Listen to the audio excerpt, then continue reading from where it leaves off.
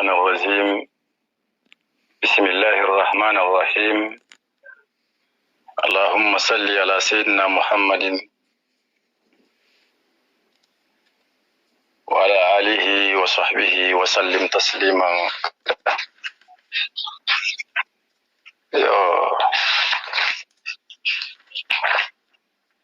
بارين أنا الكونتون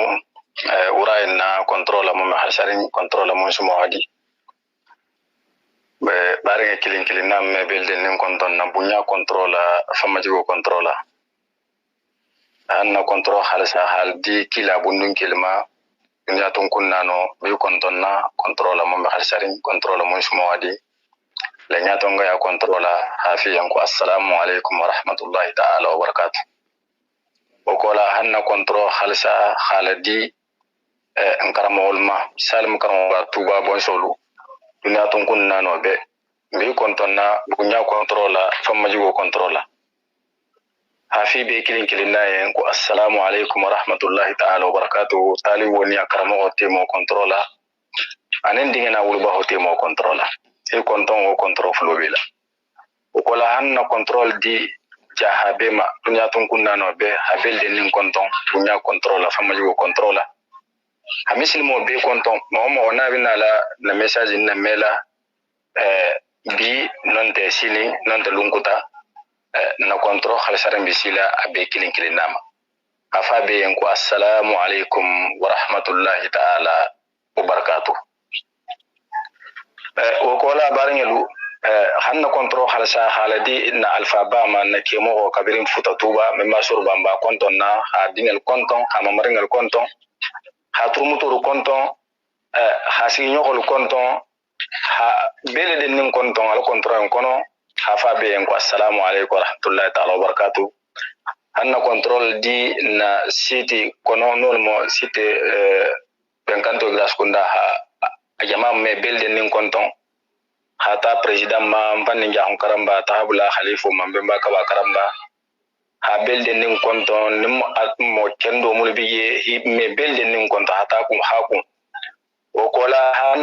control nadi atondi majmu'at tafsir al-Quran na control khalasaranga bisilima i konton dunya controla famaji go controla barangalu nin na karamo ba na kemo al-mufassir al-khadir al-sheikh ustaz الفحامة أستاذ كنجرا جراسي بارين نولنا تلا دينغرا كيلين سافيكم باكا نيامنا سورة يوسف أنا ناري أنا دوكي أوتو إن شاء الله تعالى بمبادام تلا آية يو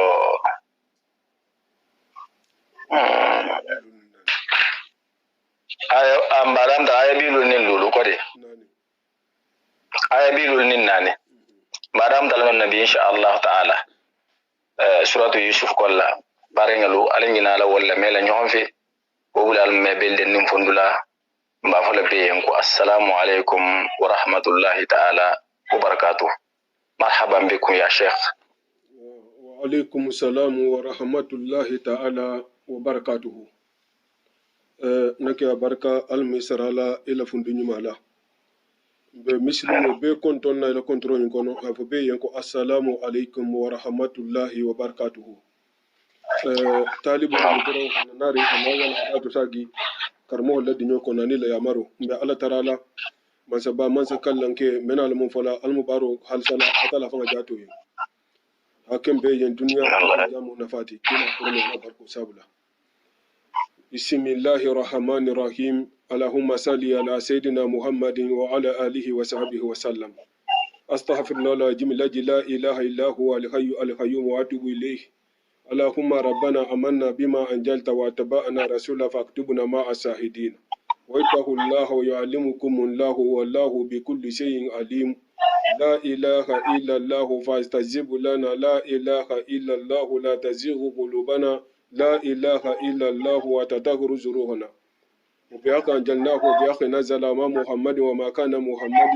وآمن بما نزل على محمد محمد رسول الله صلى الله عليه وسلم اللهم إنك عفو وتحب العفو فاعف عنا يا ربي أعوذ أو تنغي مرونو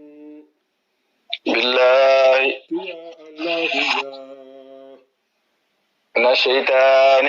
gille seytani yowo yowo yemma ma gille seytani dawara bore ma الرجيم gira wara fogani malankai fogani malatu fogani allahu nema dingranda mansudu بسم الله ala irkabu fiha bismillah munjiriha mursiha الرحمن قل ادعوا الله او ادعوا الرحمن الرحيم إنه من سليمان وإنه بسم الله الرحمن الرحيم قال يو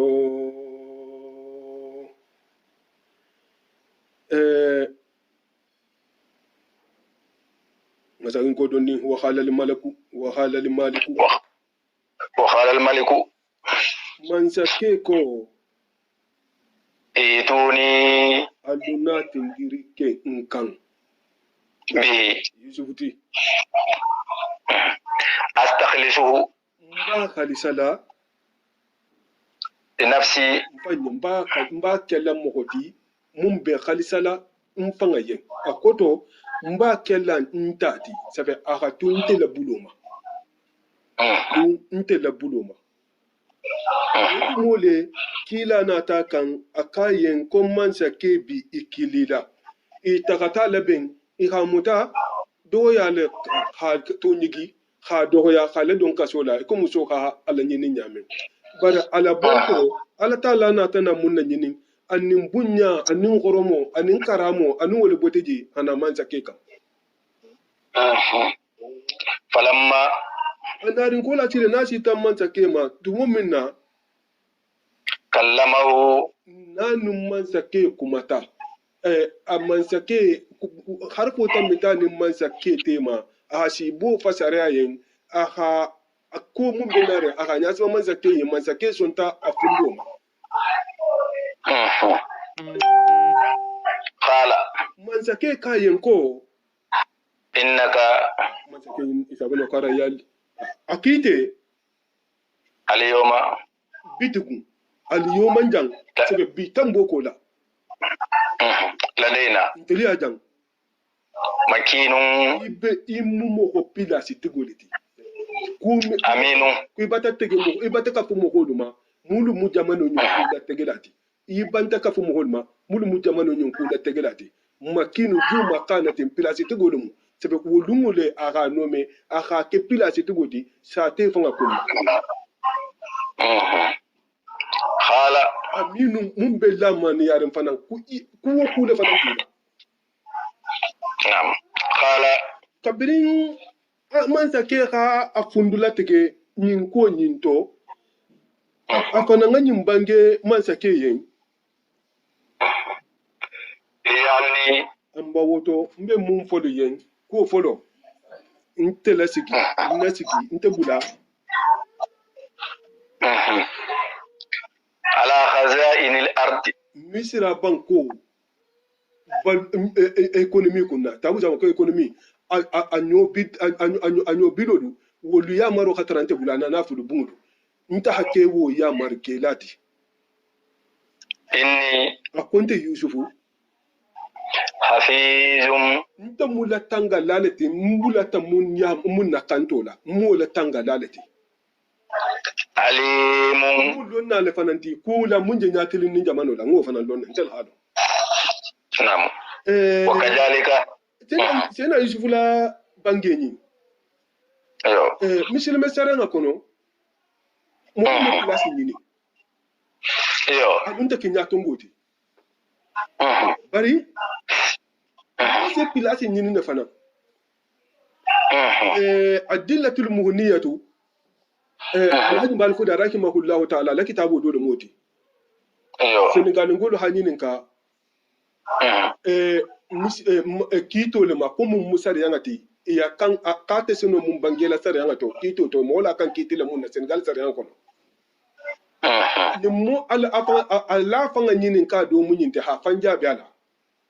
ha ki ha mai ma haketa bukangati mo ko seno le ha ko ga nyinin bari nyadi tumo minna ni ha lon ha fo nyante mo ko la jang mun sono ni ne ko sante ka mo sigi kito kunna idu nya bala sa te ko long mo wonti no mun ga sare nga fangalo ni o da sigi kito kunna wala sigi kito wala nyama ba malo fo lon na la khatara je mun betilindi ni nyante mo ko la je ite fanga be danga na rima nyante mo ko la jam mun ngalo wotu mo si fam presenter la lenke akuni nam sono le ke buramba akuni man sena yusuf ko inni hafizun alim bara la bange wo ata Buhari ko ni Imam Buhari fanan na tatile talabul wilaya alal kifaya wa qala yusuf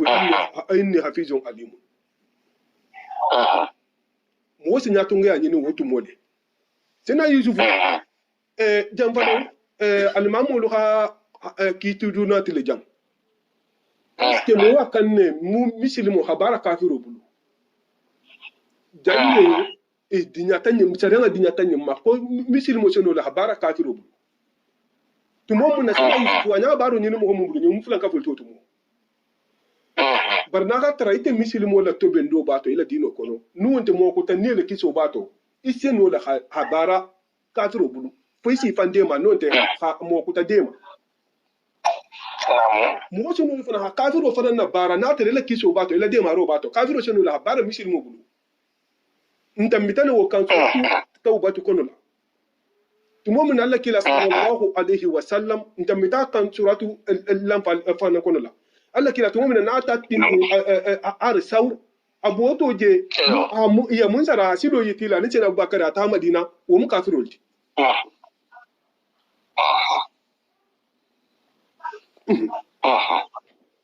falamma وكذلك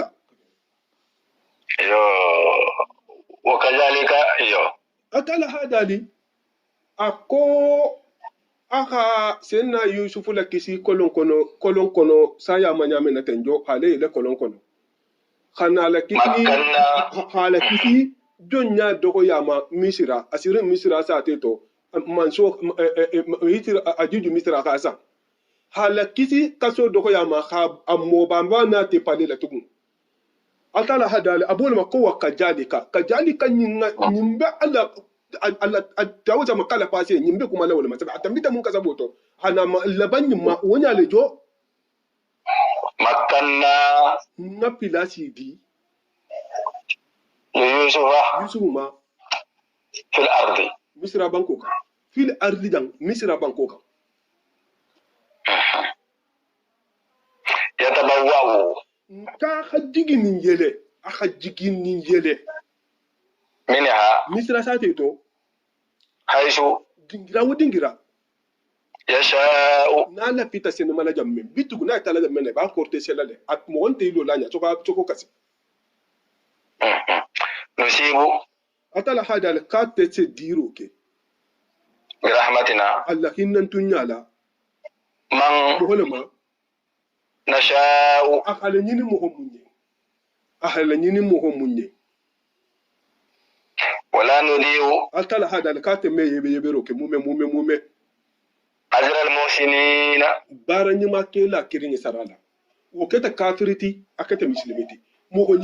nyima tala si sara herolla mo me kunyama ke adama din kurmu de a sara isara jagumala bara adama dingo atala ka mo ha kunyama ke atala si sara nyima sile sara din galu so bonyo homa wato do kafiru so kudo ke fementa yal jama bara se dunya khero so ta fa du menna mo so kudo ke asidiala ni te tunan sallahu ka medela munna ila sara bidan nin janne namu wala ajrul akhirati bar algiyama sara mu'mino yen khairu wala hafsa dunya sarati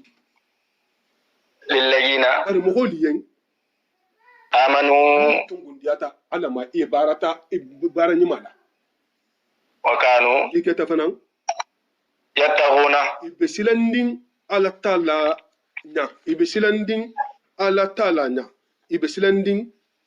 nya kabirin yin koketa sena yusufu na tana tu shate ekonomi kunna wato tambita akala la wato shi ta tumo mina ka be sanji jana la sibo ni sibo wo ato be sila mun so ta je mafolo akala na ta sanjeti sanje na ta san wuro wula sanje mantege ite fan go halu ko yusufa mun fokoto nyale samanta to tilimanta to sanje bina nyamle sanje bina nyale bese no ke kan ibese ne fen kan ha tege ha dum ha to economy su so le ni c'est na yusufa tala adamta ha dinko sin abun boje ha dinko le sin ha mol yamari ha dinko sin ha ta bun lo damta koto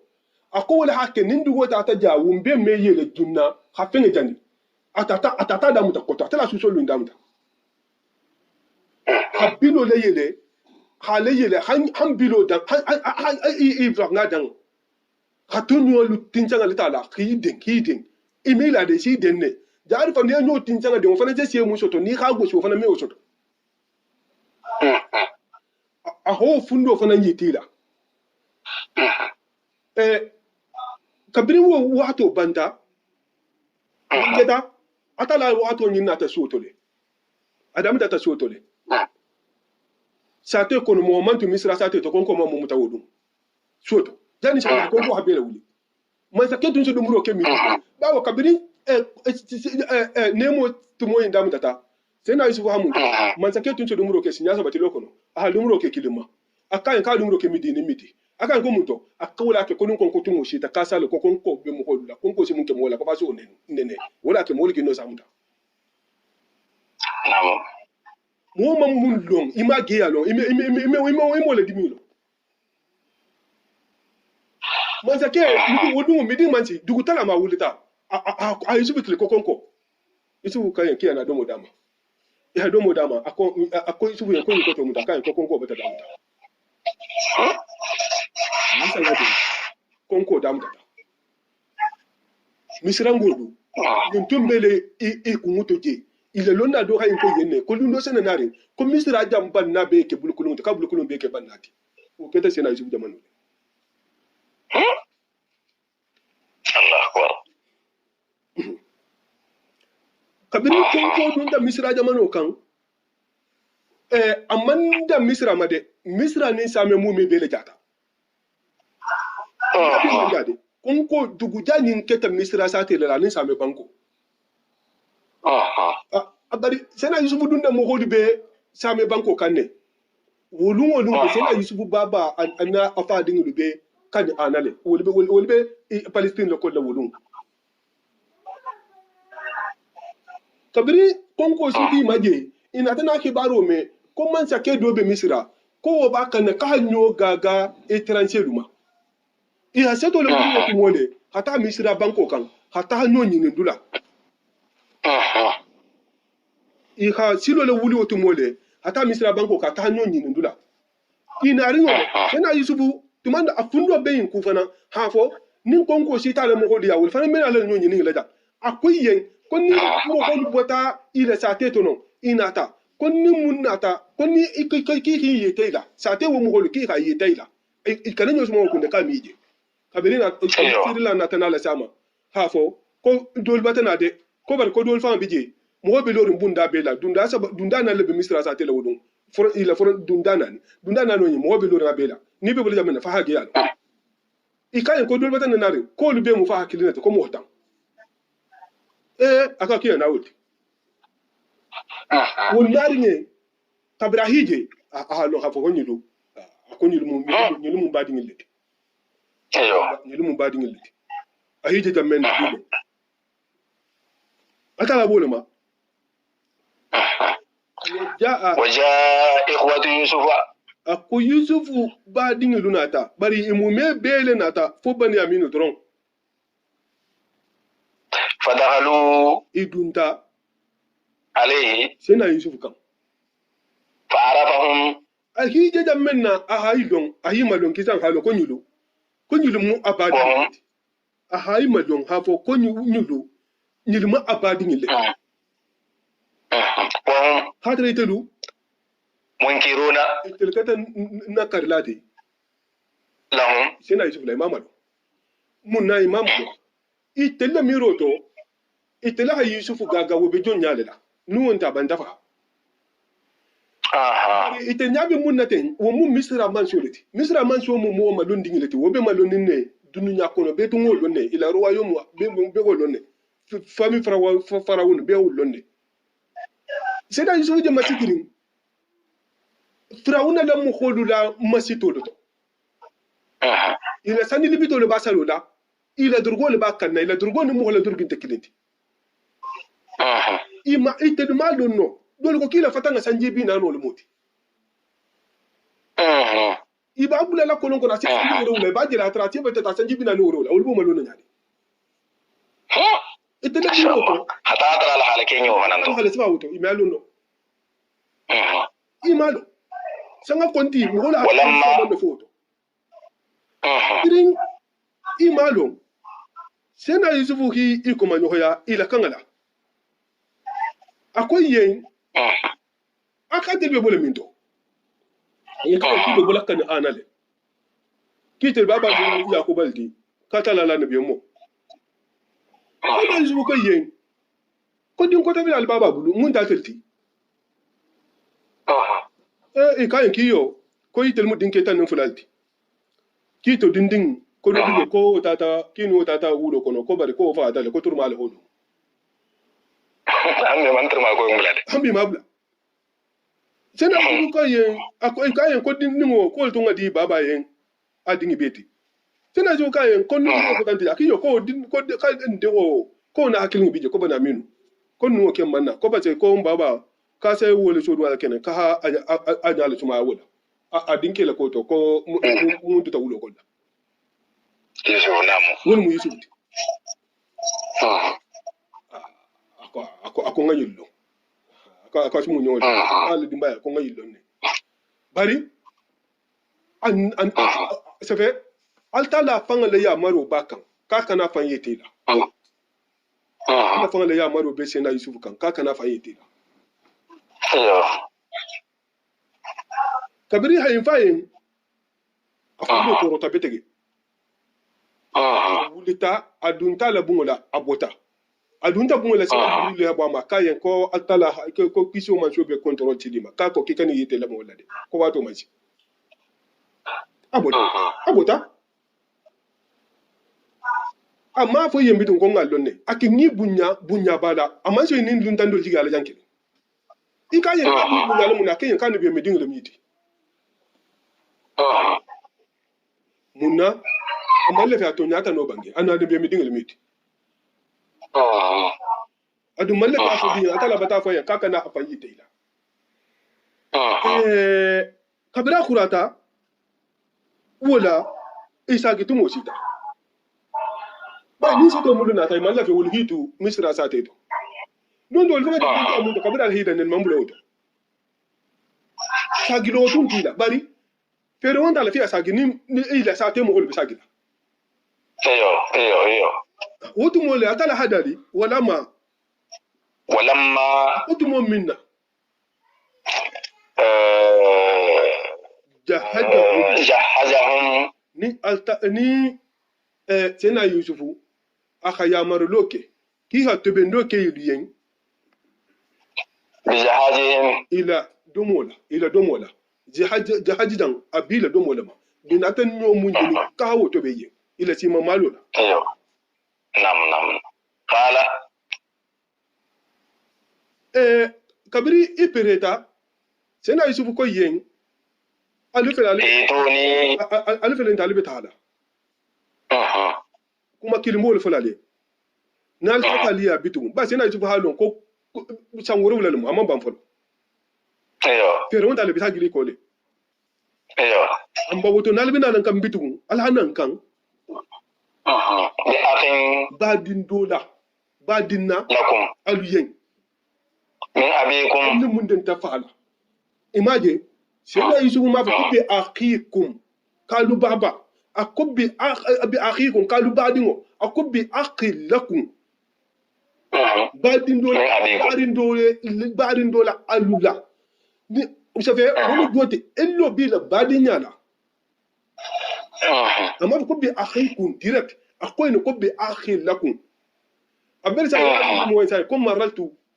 bi khulamika sabe ndam biti la diningla anni ra'aitu khulaman laka na dindin doji gen sabe satra dindin bada kudo ko manni ni be kuma sabe aram kan dingra do di satra kuma be mu kuma kilin ne ko to kilin bari satra inte de ko kilin a bange yente ko be akhi lakum amma ko be akhikum kule bi tema kule bi tema wala hatu ko min abikum albaba ma fanga la ba ali fam me utinyano ken sabe ba dinya to to ni moti ni mo ko te fa kelin de me ala ba dinya tinyano bitu ali be ni ba ni genta ina mo be bari ba dinya ken sata ala tarawna ali manjeba anni konde o fil kayla nda ka tumandi fengela timmale aliyen masimandi fengela timmale aliyen Allah nyugo modono sada bebe farin wana nda fanan khairul munjilina tel mutigi ala bitu nyamati bawo annabi mo la ado le moti no mo jigi atika si bunyale wo ko la fanan akani du jigi ajam menna no ma dun tan jigi aji فإنم تاتوني an baranati ni masilam pise na dohoti akuna almanna tindiri ken kan به alu dohoti almanna alu dohoti فلا كيل amma woto tumandi fen taliyen ko لكم aliyen عندي teke mbuli tambito woto nyoku bi taliyen da ولا تقربوني alkani so dunga de jana albe tala alu kan so dunga jana albe tala mbato falen kisa sefe abatima nuru قالوا abatima shi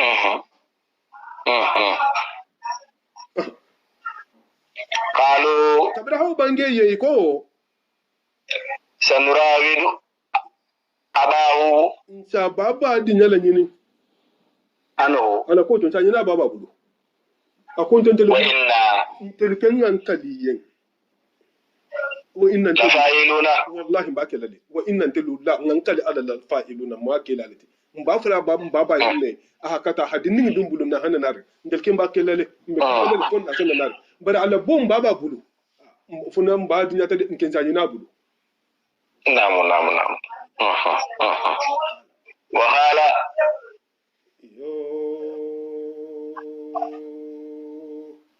wotu mole sena yusufu hayin bange فتيانه li fitiyanihi نعم alla fondin ke yin mun bi akan hanyo su mai kun wa fil qur'an wa fil qira'ati be kana do to hilimanihi kala dindin yin bi maranolti نعم اجعلوا بداءتهم alila godo bula في رحالهم ila nyobo to kono rihali jang لعلهم yatihi wala ila nyoki rangati لعلهم tum ando fosa يعرفونها ni ki bulu fenge je abandal sage mai salon hapo kibi nun mun ki hapi roke mun na kinu wala nya sage إذا انقلبوا wotu mo ni sage ti la mo ni sage ta إلى أهلهم ila ibadin ila dimbalu kan ni ki la nyola firin ita tantare inin godo mun ata wobije لعلهم fosa itelu يرجعون c'est ça gin kanjam parce que ikalalan doti in afiro le in c'est ça gin inin godo hanate hafo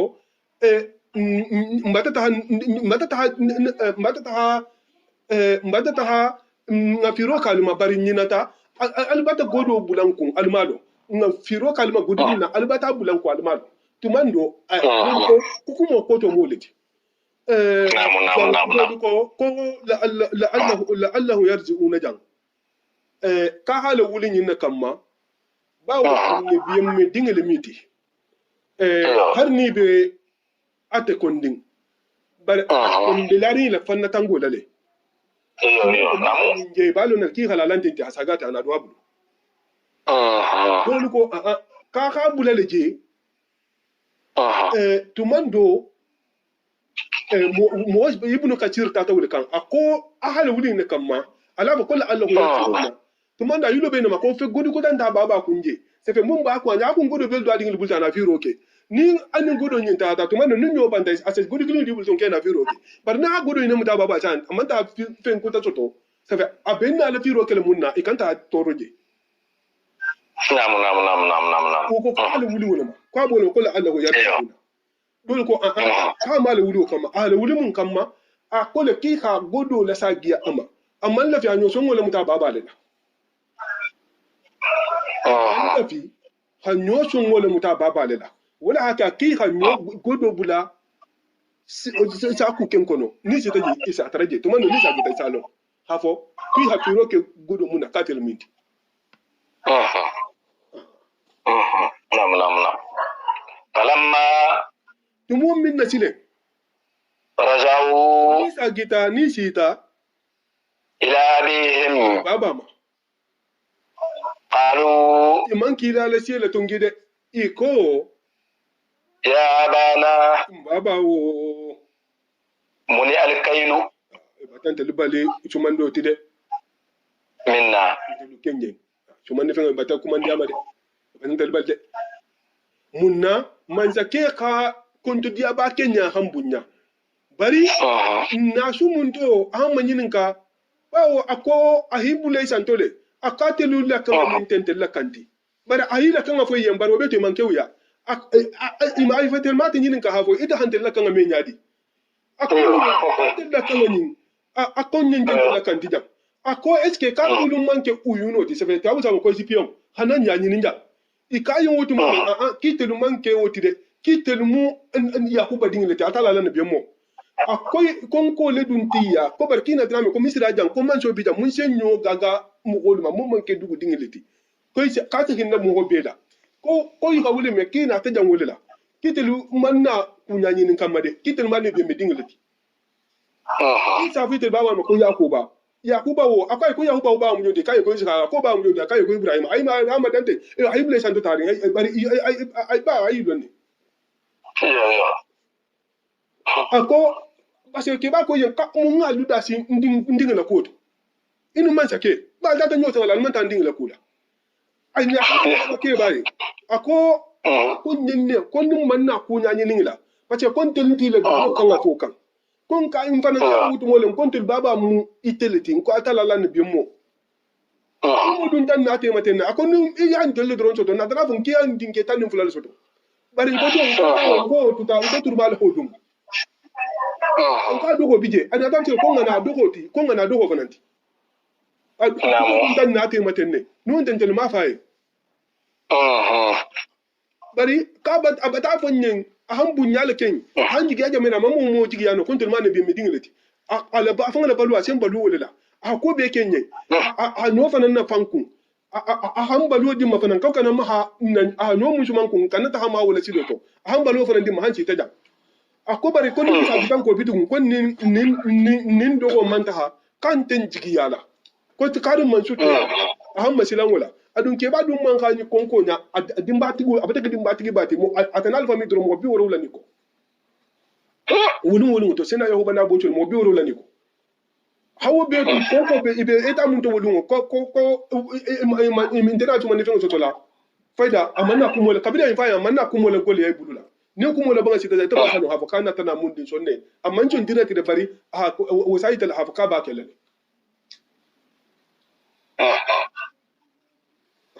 tumu min na ko farsila gana ko ya ba din bula ya haki mana te naktan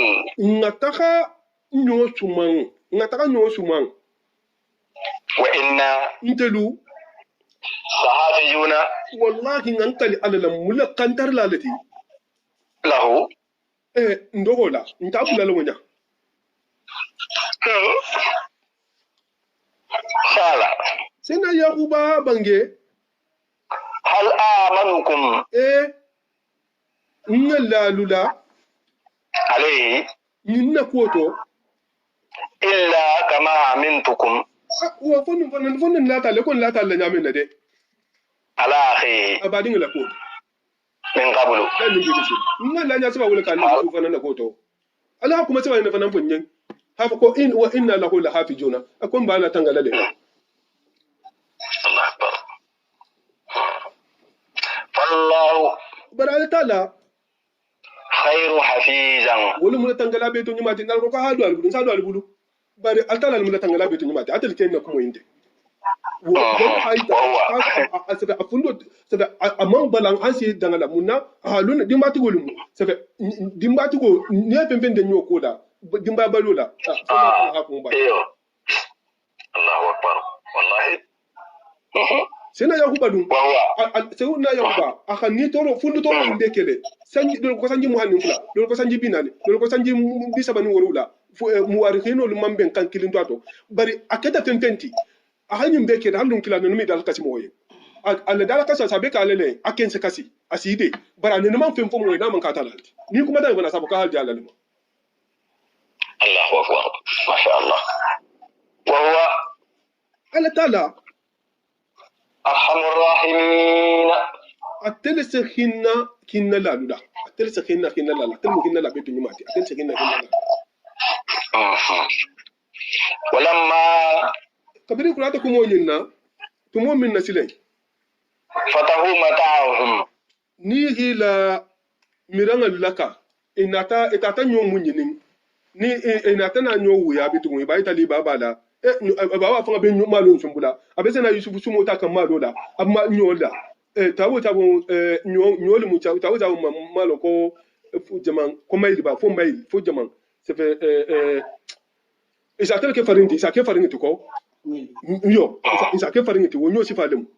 abaka ha sumu akonyo yin sumu hadi jawke abasu mukan ebe nyo mai makan ni mun ta ile mai so le na fulo tarje don ko na fulo ni ko dir hamul mu don ko gulo lu tum bari gulo o man sa habiti ba telefon ko dir hamul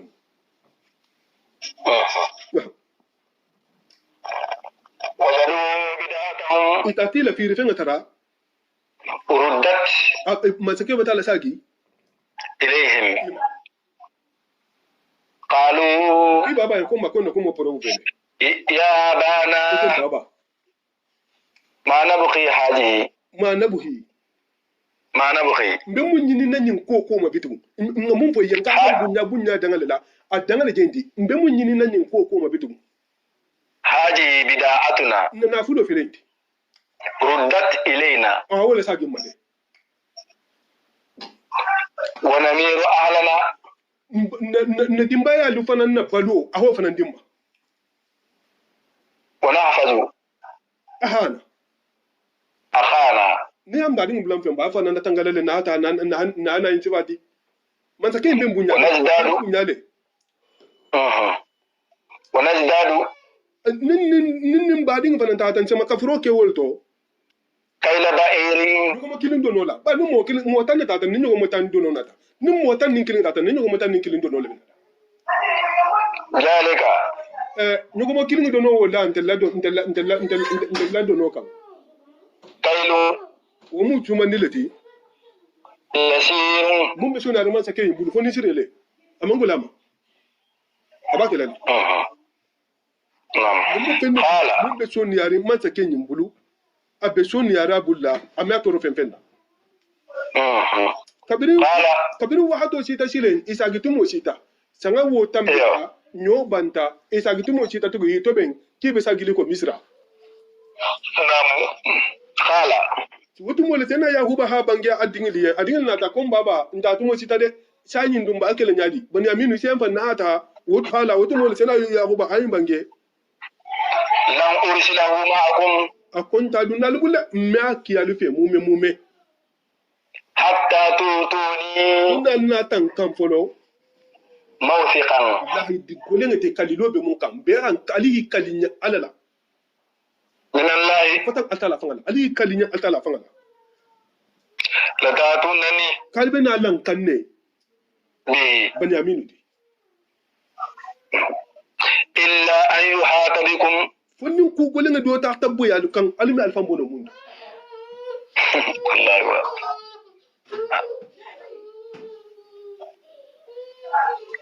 amma nan dana la kala walti ke baja mun bangi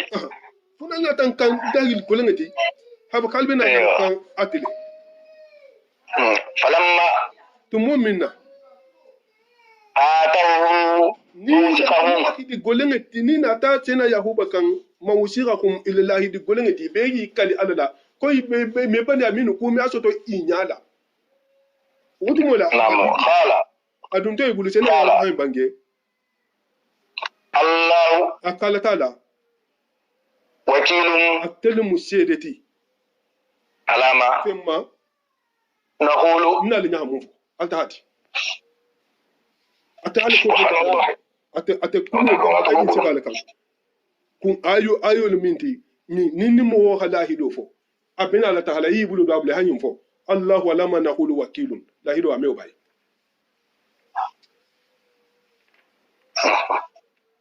sakallahu khairan wa qala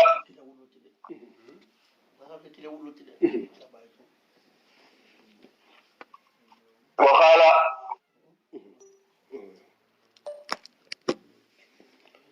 yo wakhala tena yahuba kabra dingli wulita ahi saraila ahabange يا بني akatelun dindingilu لا تدخلوا amba woto nalken tata alkana dum misira sa teto من باب wahidin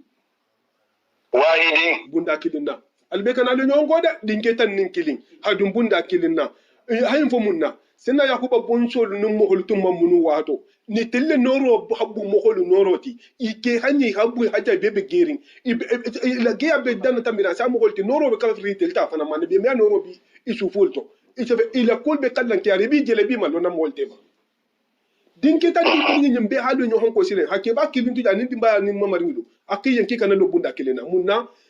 nyaja holibe kerinne hancinin sago ma kabirin duniya da muto holibe kerinne Allah kila fanga habange sallallahu alaihi wa sallam ko fa astaidu billahi min ayni innahu alhaq akalta mboni ala taala la nyaja ho ma nya muto nyalati nyaja ho almun kislama nya manni akal kan dum bunda kilinna nalbi ci ta sateto ala ato fatan be sate dunda nano ala ato tala be hadu bunda dola barnatil be halu nyon ko mol tan ta hay nyaja ho dalto hata nya bal fata ku jaw kala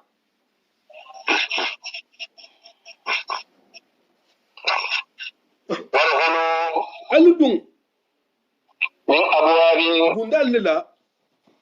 متفرقة mulbe fatan din albe kana dum bunda kilinna albe kana dum وما أغني ita hata wunya le kabri sita misra bunda la ilo ikay yanki baba ko ke kan dum bunda kilinna eto talata setol tema ibe mundi dunta atala boluma وما أغني ko tsenna yakuba la saran kanalo wo man pempenyori عنكم adingil ma atala minallahi من الله atala la tegoto من شيء pempenna atala munna tega dingil ma ha fo kibe bani aminu mutalale o kemma tsena o abawa la bange mai kisiyo alay masila ninda إن الحكم ko di kula tego wonde jonye إلا لله ala drone توكلت nde be tugurin عليه ala la نعم وفليتوكل المتوكلون tugulalu fananga kay tugula عليه atala la نعم ولما tumum minna دخلوا nin senna yakuba dingil dunta من حيث dingirato أمرهم أبوهم ibaba hiya mari jamminna ibaba hiya mari jamminna jo idun do nyale itirin je tate dala iko ba ko kon kana dun sate dun gira kilina de kombe ha to tala ito talata ما كان يغني من شيء umman penjara من الله atala la to goto عنهم habo adi achana ya obadinka إلا حاجة fo hajo de إلا حاجة fo hajo في نفس يعقوب mun dum senna ya oba fundo la wulungo قضاها atala ke ngo jara wo mun di hila kitin ya jawo نعم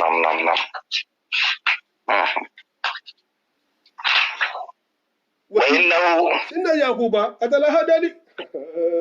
aku yakuba yi mun jendi la ni kalli taliyan alala yu ilimin don dilalamu de lima tunna allamnahu atala fan halalon munna mol si banyina ma mol be kerin ala fanga khawulla don dile kudola wallahi mol mawlo atala nugo balu atala te kudo yitila mo to le mewje isa kudo don wallahi bilatal mol mewlo sena yakuba be mbeto afundo be katikang adingla kola barake ngalo ne ko sena yusuf kendole ama londe atala abija men kilin atala manso non yetala bara kencha yitala wato be avocat ngi kendole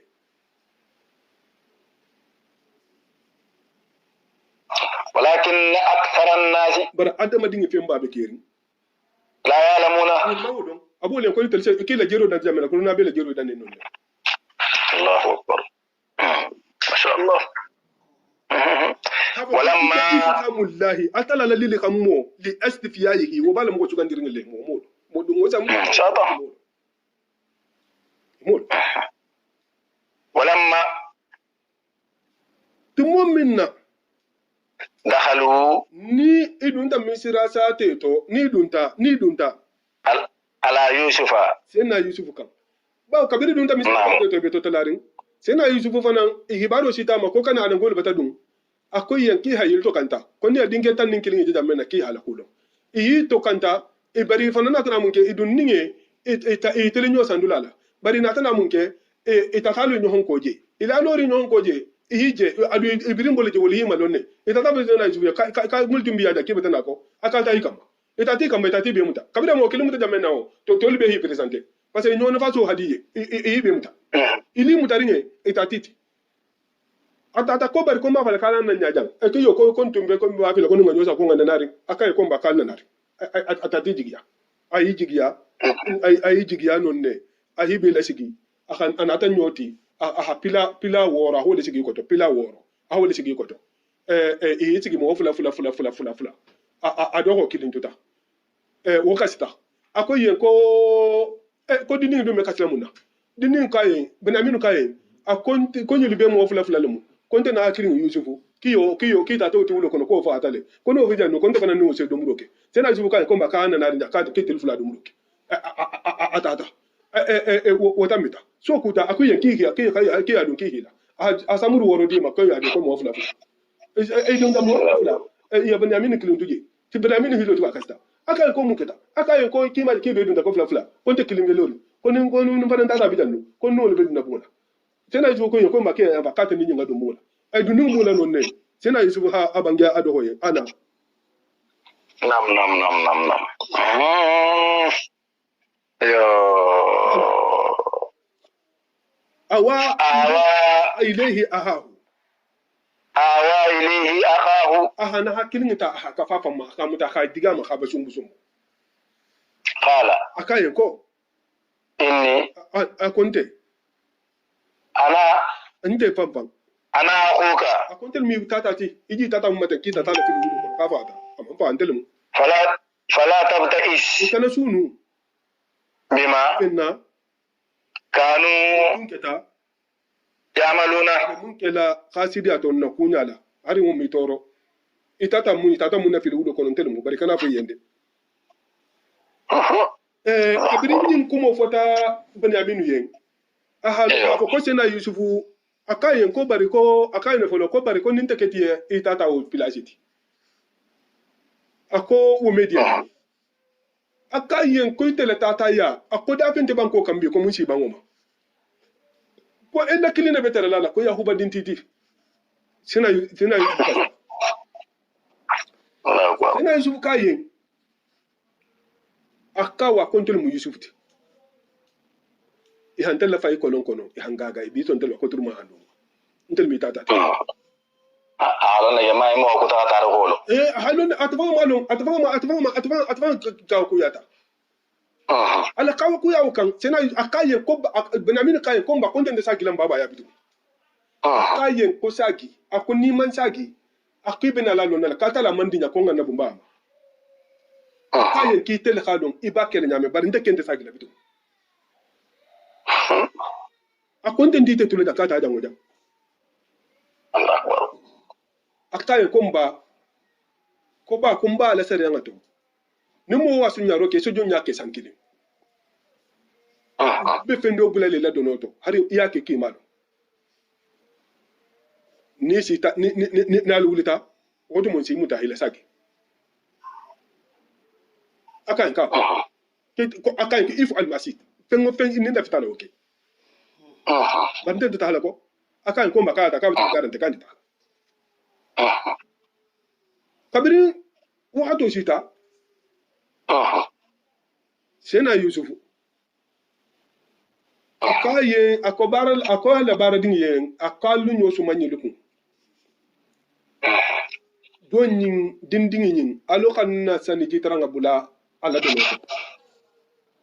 sikayato yin abe arano do ko sikayato abe arano do ko sa ayu munda dafula la bala imam kurtubi ko dafula la bala pankilindo mantikele jimina pankilindo nyosu manan godi ke ato meni wallahi mo ndir sanola jahiliya to da suba to sena basil bulla amu rasulullahi sallallahu alaihi wasallam akaye kalogo bula ala do noto akaye ka ita tel nyosu ma asala bolema falamma akotu mo minna zahazahum ni hato be ndoke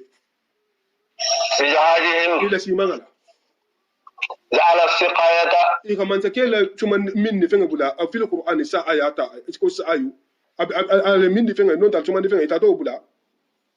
fi rahli akhi bunyamin la donoto abari la donoto summa ajjana muajjinun kabirin ibota sa te to betili ni yale se waringo kili la hakili loke kili ayyatuha al-iru kili la hakili loke agangula loke ko ma hey ayyatuha al-iru akatir se todo nam innakum atel fanfan la sariquna wallahi albata sunya roke qalu kayen se do kayen wa akhbaru alayhim iginyati ne sena yusuf la kila duda ma ja inda man kilin tafkhiduna na lumaje aluma dul fenja maje ma de ko ngam musunya de ba ay no gidan musunya de ima be ko ngam musunya de ko al ma billa nam tidi qalu kayen nafkhid suwa al-maliki man zakela sumandiran fa wala tumentate man zakela sumandiran sumandi fen bal nyaatu nen ko man sakke fa la sumandiran wala nyaatu ne waliman bar matal manene mo jaa bihi wa himlu ba'irin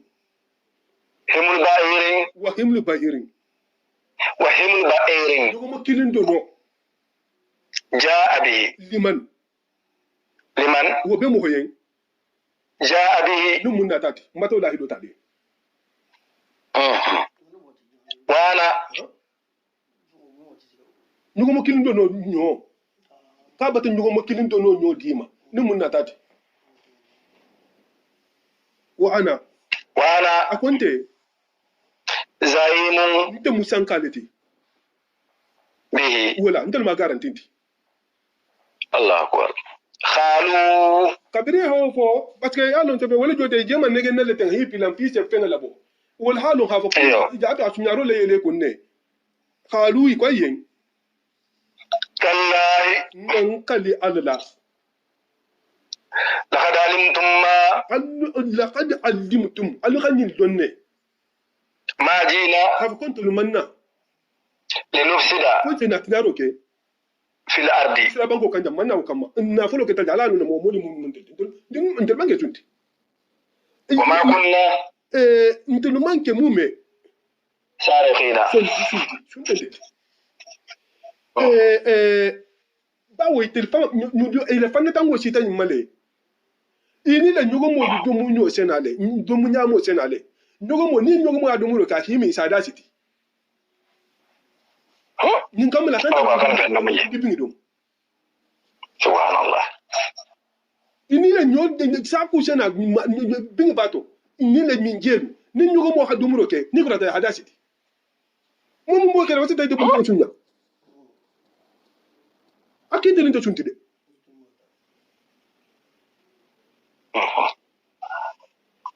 قالوا kilindi la yiri ko seto dien فما جزاؤه nalu dum nga sunya roke ninga mbuli fenga tara mum bulu donc o to go sarabo kala munti ngati to إن كنتم in kuntu nalketa كاذبين kalu bata to nyata no bange haba kalu manke sunta ta wal bata mbuli fenga sunya ba maje قالوا sena ya kuba bonso lukayen جزاؤه ko sungu sara من mol musun sunya fenga sarati وجد sunya fenga tarata في رالي munna donodo wodu mo wose jonya ke sankilin jonya wolu musena ya bala sarati sungu se tara du pentu go ina sankilin hebla فهو جزاؤه wolu ma sarati sungu sarati كذلك wonya lito نجزي الظالمين makan sungu sarale wonya le sungu te sara wonya le فبدأ sena yusufu ko yongo timole ko mbawto kali le dunal furi ali le dunal furi fabada بأويتهم فبدأ kabru ya furi no dam de na furi ya do dam ta بأويتهم ila kebal le do no قبل وعاء أخيه danni be sena yusufu doko la donoma e so ta ثم استخرجها bai talali habla da minna wa ko la lamanga le ta nalabo نعم من وعاء ahihi من وعاء أخيه abadu le dono كذلك atala hada le ko nya le jo كدنا ngadda baro londo yita ليوسف yusuf lan fasa do ko le so ما كان bare yusuf manke ليأخذ أخاه nasa do ko muta في دين الملك e misra rowa la sariya ngala ba wo misra rowa ta numo wa sunya roke isi gosi le folo di hi gosi e kan ibula kasola ni kurata e kana bara fentigo yen ya mun sunya wo fen wo fula e wo saraye wo kola silen e hana kala jongo tigitum isi to إلا يشاء الله amma do muta fen na falta la hamun ni na ya fasa do ko to abulu نرفع درجات man من atala hada katal ce mo darjo ko tota نشاء akala nyini munni وفوق كل ذي علم wa alimun وعليم don nalibe فوق كل ذي علم don na be sa don na wo don isatra don na do libi santo nyinde ndika tala be santo ko ton do tide safa lon na le fama be won santo ha ta si akala masile lon na do satra do lon na do bo santo lon na do bo santo ha ta la ban altalama sena khadar awol fo sena musa ye to mo mine be fatanna ka be sarala la ta libo nin karmo wala saran kan lola an ka to bangi si alaye abatun kunna kuma flape ya mari flape ya mari kilo anu fatandi kilo ni altala kha ya mari munna akana to wa hako hatara fe robaye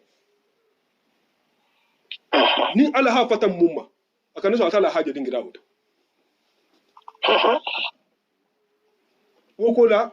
atata kono itala kono ba kan haba halu musuru sekui hatu mi tindola komo ni fana ba kan habirota kon ko to atala de lonjeto aka ya pinante kono ni la jita ina kiyo ko itela dondo anin tela dondo ani duniya mo ko to la dondo ko bela adama dingi beto nyuma la dondo toma iki ko kono je mutala bahar ngi to wol mukila sallallahu alaihi wasallam iki ko kono je mutala bahar ngi to na tondi tinto la إن شاء الله ako bari ako kila ni nte ni tela londo ani ka ni dati ngi to la londo ko bela tala londo kono ki ko binye mete ningi je mutala ko ta tabla bahar ngi الله أكبر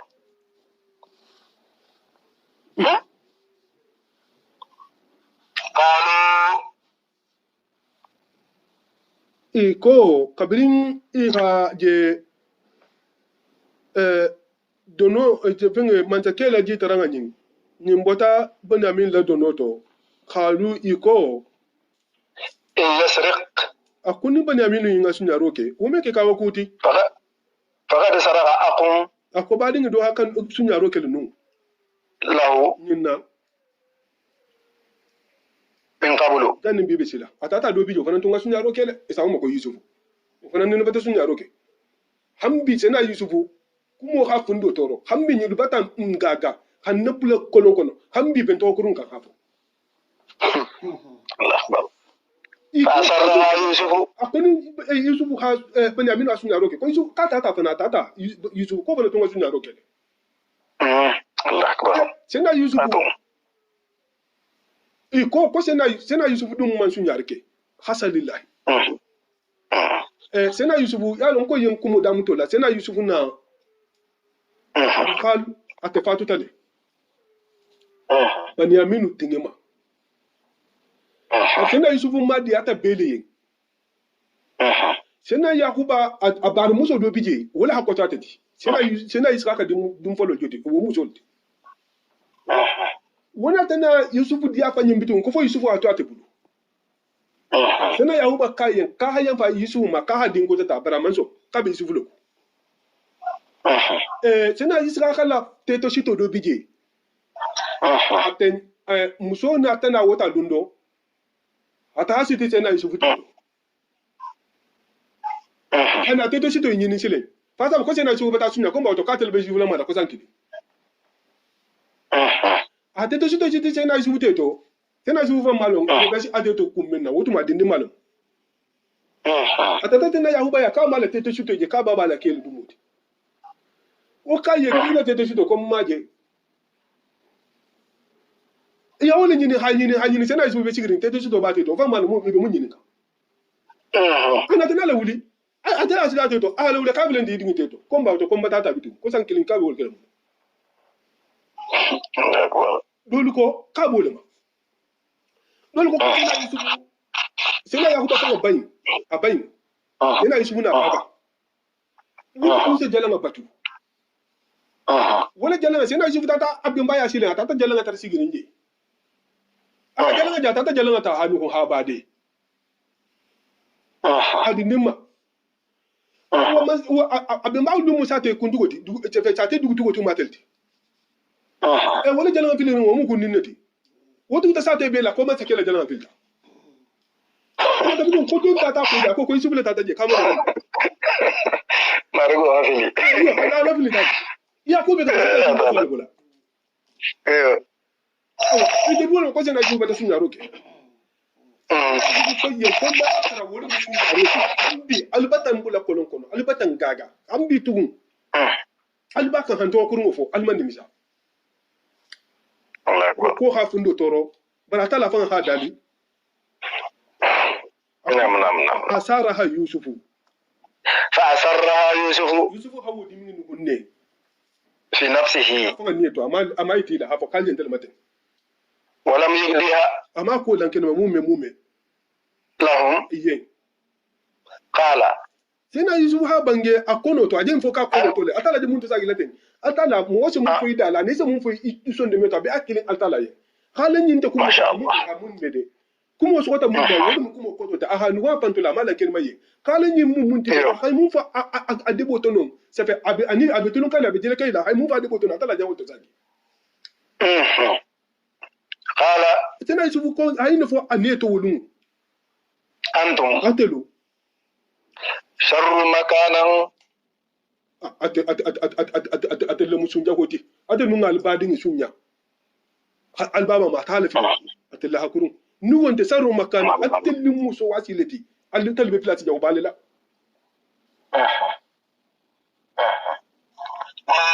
al tala lamman saya أعلم wala lundo sa wata dai بما ya hibaroti تصفون atelle mu man ko tele aje kuma mun fala kon ta sunya roke inde man kitten man sunya riki inde sunti أكبر قالوا sata wala makaba ba imame ata mun mira adebo to non ay mome se fatala nyawo to sagi khalu ikayen يا أيها العزيز ite man saba inna lahu aban ako fa nyuma ba be na de fa be na de shaykhan wo muke mo holati kabiran wo muke ba balati bi de wo muke ba balati bi de faqul ahadana ndokilin muta makanahu ya falin yinna ikana yin na mutanna nin baba benta la hidol to kommin nabi talale bari baba ni muke mo balati fa nyuma mo nyuma atala mo nyuma mu ke mo balmu ndunya bi tela ite mo ke ndoliti ke ayme son ke bala kasuma ni baba muke mo holti inna ikontolu naraka mati teje minal musinina mo bar nyuma ke lalati ngay na fode ma ya sakta ma jam fana siketi mo min sena yusufa be kasola kasila mo no kay inna naraka minal musinina ko nyabi la kito mo nyumalti awa tenten fana abe misra kuntigi yalela ikay ko inna naraka minal musinina nyabalete mo nyumalti de wala hakke mo nyuma nim habqa toro tale ko la hakurunya hambe mo kurungule nuwante mo nyuma atene to ko la hakurunya hambe mo kurungule mo nyuma ko mo nyumalti abe toro to babe abe bendia to babe mo nyuma mo dutron abe kasola kasila mo kay ko inna naraka minal musinina aborin kasola abe misra be kunna wulum dunna fa balwo be dinna tella ikay ko inna naraka minal musinina wala kida jugo mo hotide temo me shata mun da jugo to men nade non da yobe qala tena yusufu aha bange ma yallahi al munna kisila mo to nyugo ma de anna huja memo ho muta illa man mo min wajanna mata'ana ngam bulu fenga tara innahu mo mun bulu bara ma fa ko mo ngasu nyaro kede ba halo kete la habu laje ayo tara mun bulu on aminu kabrin ihanyun kumo fo hafu ko atata sun yaro kede haita hadata lamuta akoy yankate man sun yari ke akum ina tafiri folo mun kijan mun ga ibul fe ina na fulo bulela donoto ni na sagiti baba ya ko la hajju tara bula fanan ku kate man sun yari ke akate man sun yari ke de ina na folo mun ke ni ihila doke ita tatre la godo bi le sake kono akum mun ga godo bulaje akola hajju tara bula fanan ku kate man sun yari ke de ha wasaba kate man sun yari ke de sena yusufu ko sena yusufu ko ala ke na wona mun ga sunyar ke ba mun ma sunyar ke ban tan to ma nken ngalo ke mo wala mutala ba alfa la sare ma fo alman yin kan ne sare ma alfa la sare ma fo ko mo wa sunyar ke ko wo tun la kan ke la fin wo sarati mo woto ngam bul fi tara mun bulu mo wala mutala de amma ba ko mun ga sunya de bari ngam bul fi tara mun da noto mo wala mutala de inna ni ntel hawo ke hamo ko tamuta ngam bul fi tara mun bulu ho bula ijan wotu mun batala ban la zalimuna to nyigi lati ngam mun tambato to nyigi falamma tumo minna istayasu ne ijigila tigata tumo minna ne ijigila tigata minhu i halasa ko nyim fayda e melo cin sotono yindo dolu ko ikotoke ba woto mo fatim balati wona ta israel to do kono mo fatim balmu na fetenta musu har tigari mun kasa wete mela to be dingi soto akoma sa keyen bari yakuba bonzolu atala hiba so dinda malubulu ni ndo diminta ndo hima hadola adiso jigi itiminta nyawo nyel diminge ba fatito akoyen katina do hobina lale akana do hobina lale ikayen kakani kenyin kan ko jamu misralti ako janti yati de akayen kana do hobina la kaba fa man sake ko mun fula kana mame ko na fitin ta sai ko sa te muso be ni soto ba sena yusufu hilo nga sai fangati ba ko sena yusufu lo abrada ta jamina sena yusufu ka adingi ne mun ba adingi mun ba adafi akayen ko ta yi mahala ikan do ka ko ma de gifolo mi mahala atata wala singi masaga ko atiso jigita asagita ko na tarafa akafu ngode ko nyingi mahannal to ko man kuran ko mola tafa itelunihi mahin ko ne leji so jigi iko ko talima mahila ko yahuba bonto do bati mana Allahu akbar masha Allah ako nyingi mahanna ko mo mi mahala ata anata haje faida alfatiya woti nyata asagiti ko ihaje e manene ko fana mamben alfatiya woti nyata asagiti ko tati nyonje ata bolo ma ko fala ma tumo minna istayasu ni ijigila tegeta minhu Benyamin masoto koto man fere kota khalasu tahati nyonje yiso halasu hiso bo mo kodula najiyan nyonje lati idan ma tahati nyonje khala kabirhum ila ke ba ko alam ta'lamu almanyi lomba anna abakum hafa kalu baba qad akhadha mawsiqan akka qalilillahi de golnga mutale alaykum aluma min Allah altalala aluba dingila koto Benyaminu nyi aluma wa min qablu aluma no fana janni bibe sila alinina taleba ma fenna farratutum hadanna tambo munke fi yusufa yusufu la koto falam abraha al arda awanga fali enta kente sate nyumbulala hatta ya'jana li abi fonni mbaba dinya tamma ko nga sagi no tenta kembata to misraja num bana minu manta anta fananta taala aw yahkum Allah no ta sala halila tego ke li nte jen mba dingila sotola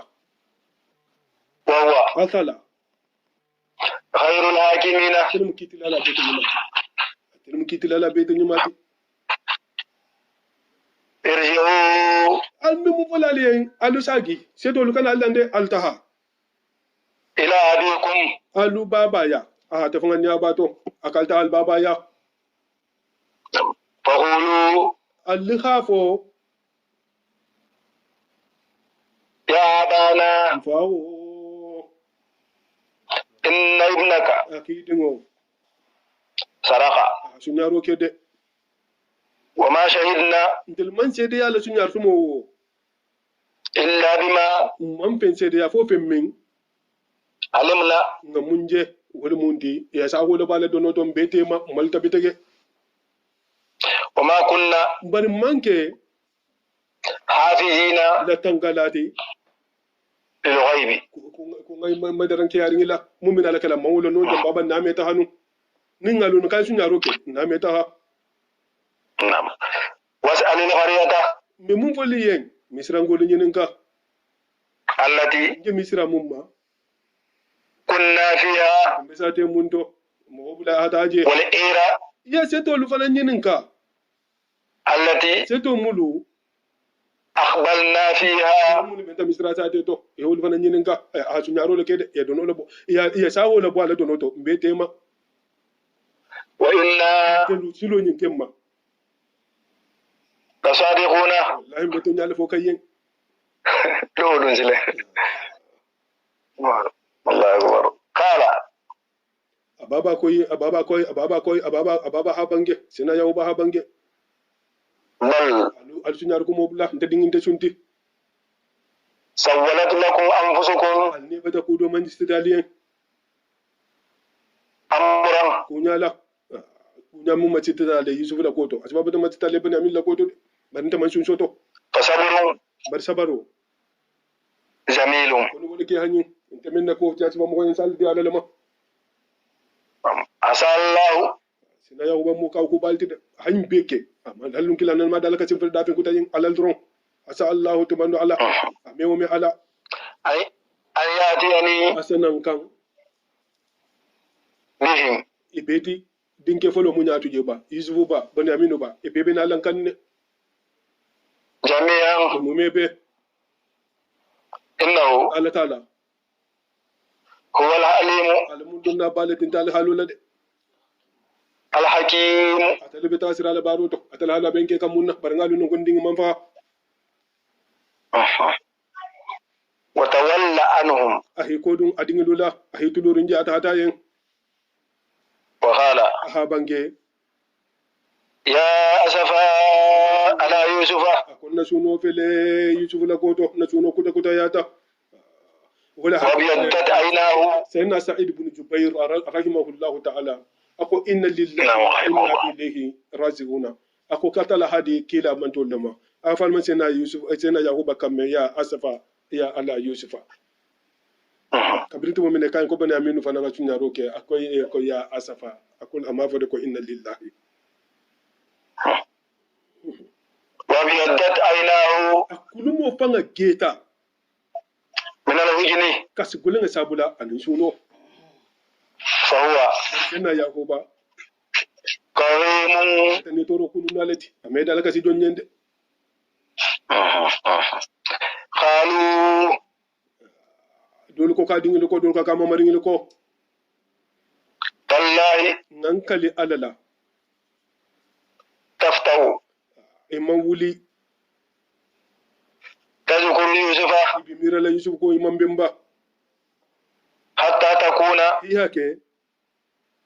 حرضا mo ko fe mati ifati fanga bi afiya yake dangarto fanga ti ibata la hanfu fanga أو تكون indon te inte inda abula la hayata halaban من الهالكين saya mo hodoti nyimbi saya bitar la intole قال kabini san jali jali jalu hambi te be yusuf ko mo yinto hambi nyimman baye إنما قال khala sena yakuba ha bangi ama maringil yen إنما أشكو بثي inte be na konde filo sifa lele ncin na dala kaso sifa وهجني na suno إلى الله alale yamma fonta na yen mal dablato alal dabato وأعلم ما na pelnon ne من الله atala ma fanga لا تعلمون almamun non atala ndaka sa mun bange ko to yen amola tege ndaka sa ya malay ko jinin kalen ko naka ya yusuf ne tala ko ko to be ken dol ko no nda mulon almalon ndingi be jamme na molo non bari mun konto filo tumbala sena yufu sufula balo konto filin tala de e yo fa ina ka ken dole mun konto filo tumbala atena yusuf ala cibo mun fatayin ata sena yusuf la cibo wo ke ala nabi mi alta ala kilaya bar ata ga mogol masile o mata tu mogol tema mun te misilimeti e kan da haladino babulu ata yele mabula ke kafira to wala kuno to mitena ya ubala bar sena yusuf fanga sa ya konto filo tumbala mum ولا حكي سيدنا علي زين العابدين بن حسين بن علي رد عليهم السلام akatitale hamki mabota fi mabota akulma jesi la jam fulo abe finta ikayen ko ya hafidu rasulullah sallallahu alaihi wasallam ite alala kila mo maringo ite be mun kasila ite mun mo holto wurginteti akayen kamun nakate mekasi atala la annabi mo yakuba atala hadinke tan anin fula dioma ko kilin filitama atala fanga kayen kama fahade adula la filitama ko kasta hakulu mo geta kate baba ana hakiliŋolu mogo tan aniŋ naani iya mun fa ka ɲa la sɔgɔmanda kiliŋ la kana tɛmɛ kasi ya karibala الله أكبر ya karibala يا بني tena ya أبي wuta يعقوب aha bange إجابوا kabiri ala ko sita jan noma atala ha sena jibril kama aha nininka ako jibril yen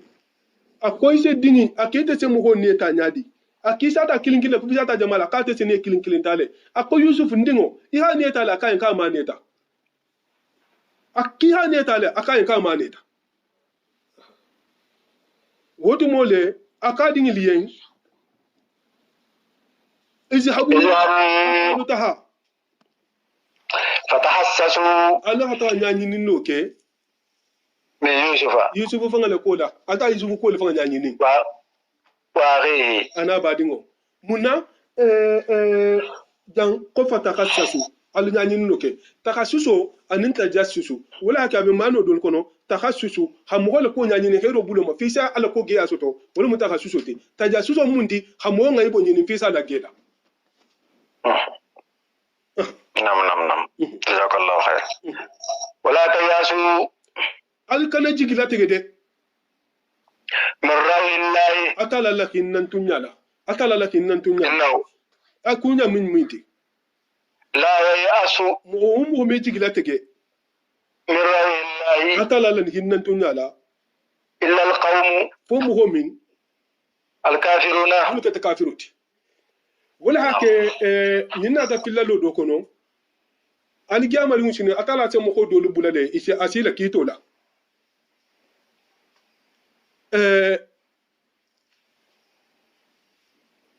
atala se mo ko dolu bula asi ila kitola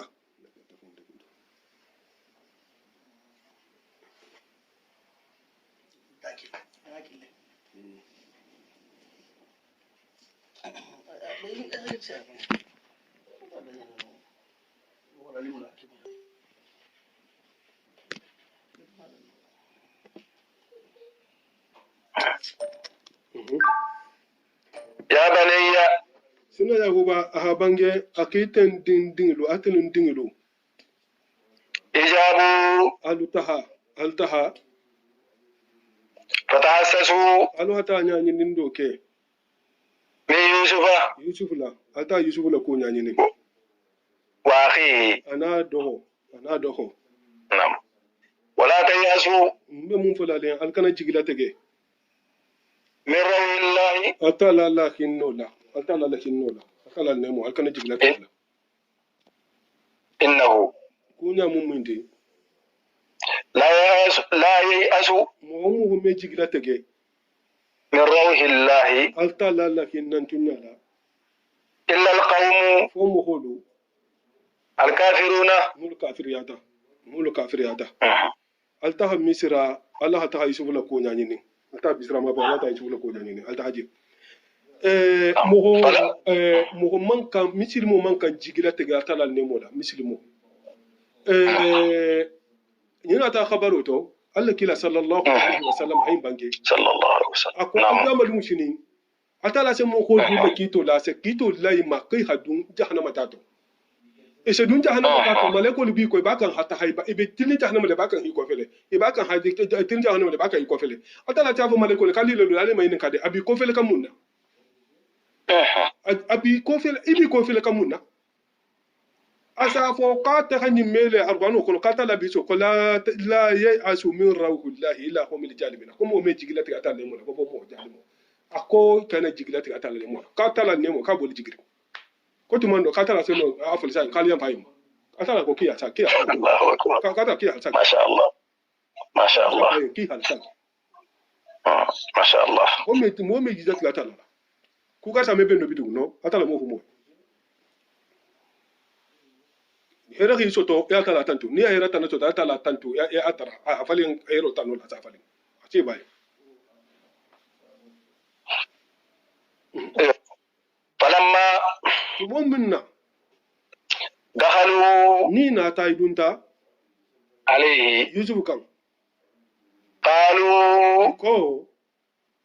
يا أيها العزيز ita man saba مسنا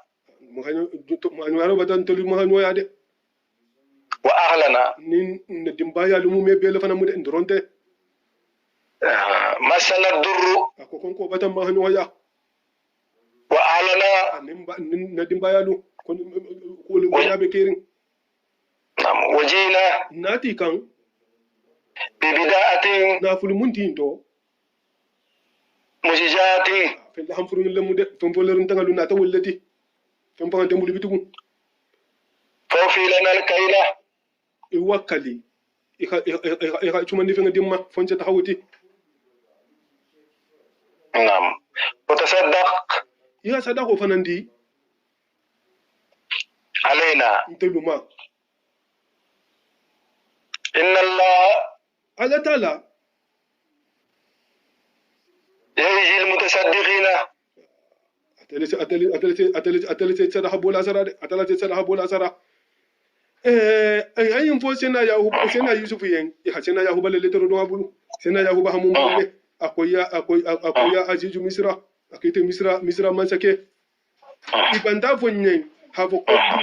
ko ko ki buli fanga tara ala do noto wala ban yaminuti intel mu yaqubati israil altala la tahab shuto tahamala isra ka dingo altala la kan tigirla bawo samen gol la kitabo kono sena isra ka tele mu kan tigi jongoti hajajo gol la kitabo kono ay sena ismaila wala mu kan tigi jongoti akoy ye katel mu kan tigirla ti de atala hitale darbi ku samanela ka baba isra atala ho le jarabi ku samanna kana tegerola abimba ibrahima akata la ho le jarabi atala tero ka ho le jarabi le tatu bulula ka te fanan ida ko ba kata la hatale jarabi adingi mum babu de yusufu ki ho le mutala ka adingi le ho le mutala ka ta ati wulo kono ke ka ma adingi je adinge kilin mum babu yusufu nyin dogo asa fundo le suma wole la asa yusufu sumo ta wole la kunyuma mun ka dingi le follow ibato faye abate duwaye bari ahakata aha dingi digulu banaminu ina hananare nima na ma dingi duwabudu akace man zake dan kaman zake sila wuri ko dan ko isa bima Allahu akbar sina yusufu kabra hal tro yara akulma jebota akun yan wotu mole akate du halun ne adil biso kun da sada ho batili nda sada ho datil man da hinna tilla adil halu adil hamun ke yusufu laba tumo mun na la ka siti hadur go bakanna ka talin tan ta bula kolon kono kale yele ha gaga tambilal ma I halun no tumo lo afa ko mo lo na mangi da mati ido no mo mo namu I halun tumo le ko mo man ni do ko yo Allah akbar khala sena yusufu habange halalin tumma anu ka penga lonna ba fa'altum ana hamunke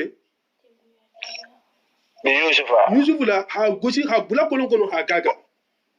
ala hawlo ne akhihi ana badinge to momin na ala ka badinge jigila daga hablan akilin tanyato antum wato mu adilu jahiluna anu ma lo yusufu la ko bele banna nyame Allahu akbar qalu kayen wato mole a innaka afu ite la anta yusufu itel mu yusufu tiba qala sena yusufu ko yi ana yusuf kontel mu yusufu tede wa haja ni mun jenti akhi na hakilin mu manna Allah khad manna Allah qad manna Allah ala bata funnin sireya alaina kuma innahu telbesile wala mu cena yakuba boncho beti innahu atala man yattaqi innahu atala ni mun silanta alanya wa yasbir yi sabari kuma ni mun ni soto fa inna Allah ala tala la yudiu ame yebe roke ajra al muhsinina barani ma kila lusara la mume sadaha laula jimi balla kharatuhu karimuna wala jannatu min zahidina اللهم احفظ الذين علمتنا وعلمنا ما ينفعنا آمين اللهم اغفر لنا في الدنيا واتنا من جود مرغم تندم تكون بانك يا رب رانو ابراجو تو من الله